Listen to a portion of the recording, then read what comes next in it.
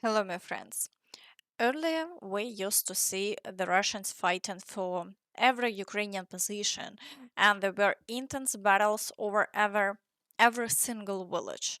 But unfortunately, today there are no longer such defensive lines, and that's why we now receive daily reports of Russian sabotage and reconnaissance groups entering towns without resistance, and only afterward do the Ukrainian forces attempt to eliminate them. Urban combat, something we haven't seen in a long time, is now starting to return. Due to the dense greenery, the Russians are very well camouflaged, making it extremely difficult to detect them using FPV drones. As a result, the situation is rapidly deteriorating, and the main reason behind all this is the lack of defensive lines around the towns. The Russians continue to infiltrate both Pokrovsk and Rodynske. They're waiting for the right moment to gain a foothold and then plan to bring in more troops to take full control of the area. So overall, the situation in Ukraine is extremely difficult. On one side, Russia is advancing and the front line is crumbling. On the other, protests against the government are starting. In general, we'll see how the situation develops further, but things are as tense as ever. Now, let's turn to the front line. In addition to the reconnaissance and sabotage groups entering Pokrovsk and Rodynske, the Russians are actively storming Volodymyrivka, Mayak, Novotoretske, and Novoekonomichne, and are breaking through the outskirts of Myrnohrad from both directions. So the situation there is also deteriorating quickly. Fierce battles are also ongoing in Lysivka, Chunishine, and Udachne. That means the situation in this entire area is extremely difficult. But for now, the front line has remained unchanged over the past 24 hours. Soldiers from the ground describe it like this: constant attempts to infiltrate Pokrovsk with sabotage reconnaissance groups and establish a presence, that's a red flag. Normally, if a sabotage reconnaissance group isn't destroyed and entry or within 12-24 hours, that indicates a breakdown in the defensive system. But this situation is a bit different. The Russians are trying to slip in with multiple groups at once, forcing our defenders to divide the attention between the front line, the flanks, and the rear. Their main objective is to find weak spots in our defense and also to locate ideal places where infantry can sneak in and dig in. In other words, the Russians are actively preparing for the next phase of the Pokrovsk operation. I think we'll see simultaneous pressure on the flanks, direct frontal attacks, and infiltration into our real lines, with the goal of establishing strongholds behind us. Think of it like cockroaches in a dorm kitchen. Once they're in, they spread.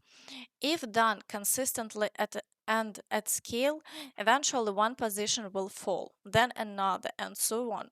That also causes defenders to be stretched thin, moving all across the defensive zone, increasing the risk of being hit by FPV drones and taking casualties even before reaching their positions.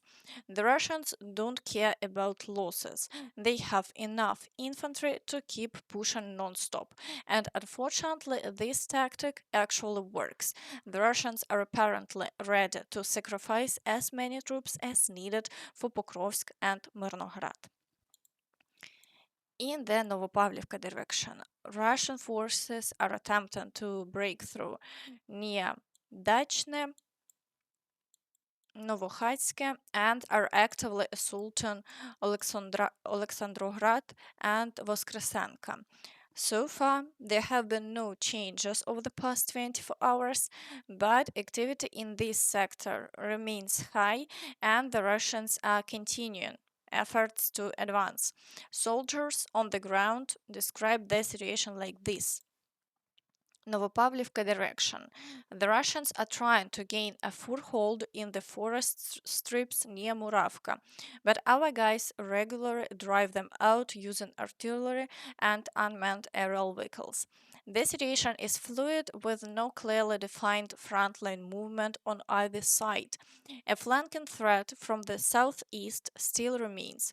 Along the Dachne-Filia line, Dnipropetrovsk region, the Russians are also conducting sabotage raids and firing MLRS at rare areas, including frontline villages.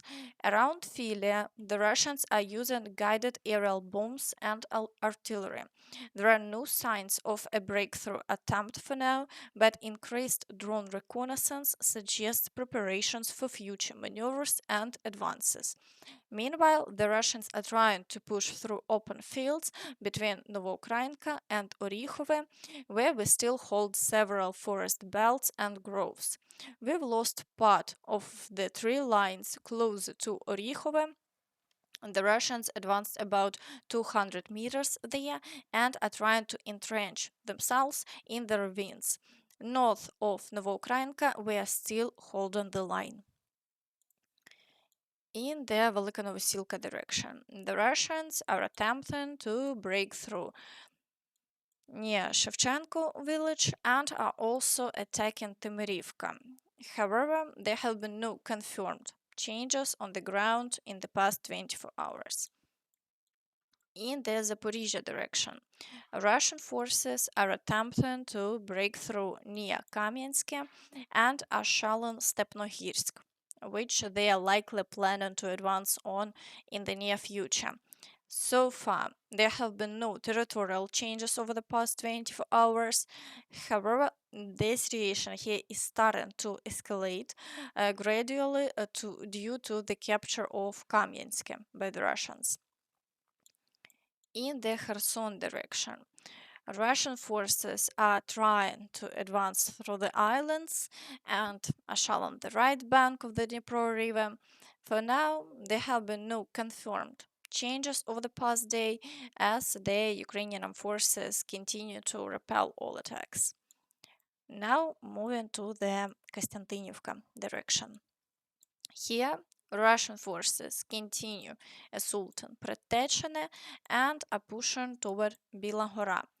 Notably, videos have surfaced showing Russian flags in Bilagora, but we are still waiting for official confirmation from the Ukrainian side. In addition, the Russians keep attacking near Delyivka, Pleshiyivka, and battles are ongoing around Sherbinivka, Katerinivka, Yablonivka, and Poltavka.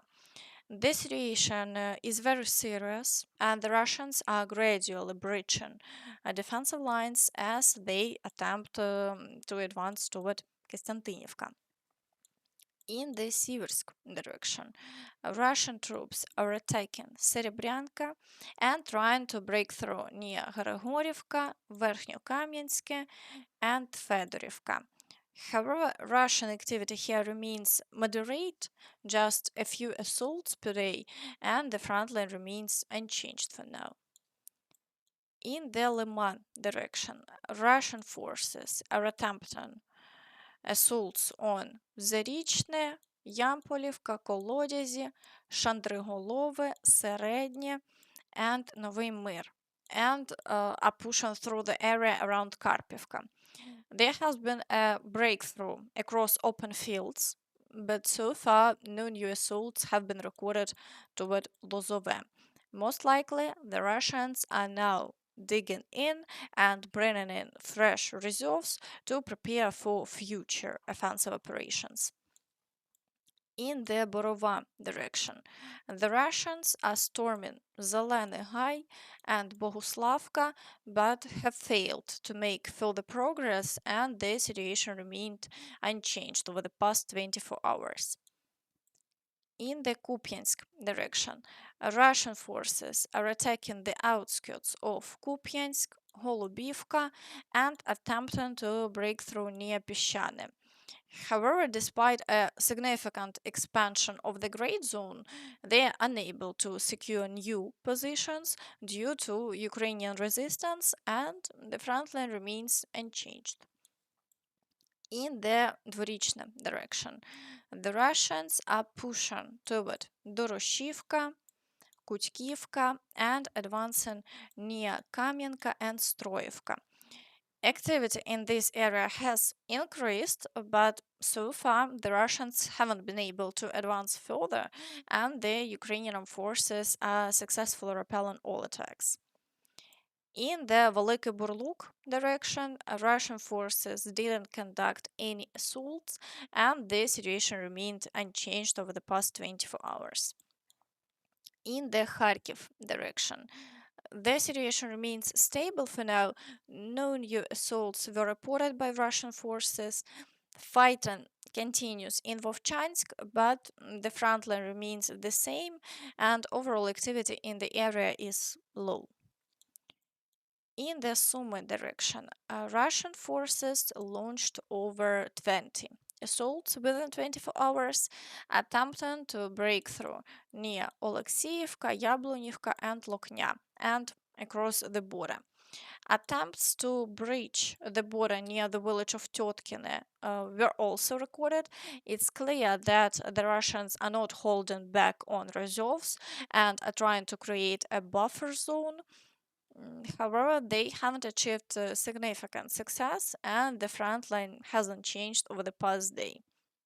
Meanwhile, Trump said he may visit China and didn't rule out a possible meeting with Putin. And for President Trump, Kremlin yesterday said if you are going to Beijing in September, they wouldn't rule out a meeting between you and President Putin. Is such a meeting possible? And how soon do you plan to visit China? Well, we have a lot of meetings possible. President Xi has invited me to China, and we'll probably be doing that in the not too distant future, a little bit out, but not too distant. And I've been invited by a lot of people, and we'll make those decisions pretty soon. Please.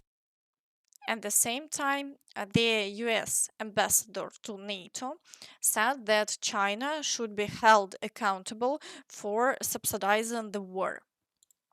I think we all need to understand that really China thinks they're fighting a proxy war through Russia, and we're seeing in some statements by the Chinese government that they want to keep the United States and our allies occupied with this war so that we can't focus on our other strategic challenges. And that's just not true. It's not going to happen.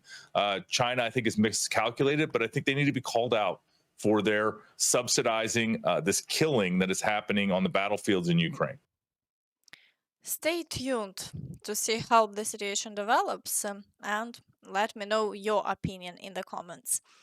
And that's all from me, so please don't forget to like this video, subscribe to the channel, and hit the notification bell to stay updated on all the latest news. Thank you for watching and see you next time. Bye bye.